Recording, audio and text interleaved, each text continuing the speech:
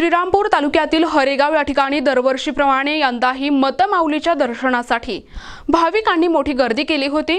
सकाळपासूनच भाविकांची मांदियाळी सुरू झाली, ज्यात महिला, लहान मुलांनी देखील मोठ्या संख्येने सहभाग घेतला। या सोहळ्यासाठी पोलीस प्रशासन आणि स्थानिक स्वयंसेवक गर्दी नियंत्रणासाठी सज्ज होते। मतमाऊलीचा हा यात्रा सोहळा दिनांक 8 सप्टेंबर नंतर येणाऱ्या शनिवारी आणि रविवारी साजरा होतो। उत्सवाच्या 8 दिवस आधीपासूनच पवित्र मारियेची डोंगरासमोर भक्ती केली जाते। या काळात पवित्र माळ, शास्त्रवाचन आणि मारियेची गीते गाऊन भक्त आपली श्रद्धा व्यक्त करतात।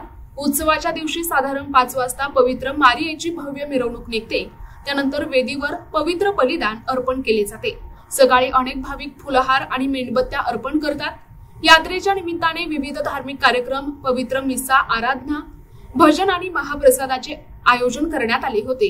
पदयात्रेने येणाऱ्या भाविकांसाठी ठिकठिकाणी पाणी, चहा, केळी आणि खिचडीची सोय करण्यात आली होती।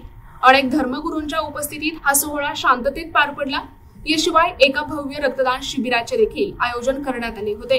पुणे, मुंबई, अहिल्यानगर, नाशिक, छत्रपती संभाजीनगर, वसई अशा महाराष्ट्रातील विविध भागांतून हजारो भक्त पदयात्रेने नवस्फूर्ती करण्यासाठी या ठिकाणी येत असतात। अनेक भाविकांनी केलेल्या प्रार्थनेमुळे त्यांना मातृत्व, नोकरी किंवा कष्टातून मुक्ती मिळाली असे मानले जाते। या यात्रेत सर्वधर्मीय भाविक मोठ्या संख्येने सहभागी होत असतात। प्रतिनिधी अमोल पारखे, NTV न्यूज मराठी, अहिल्यानगर।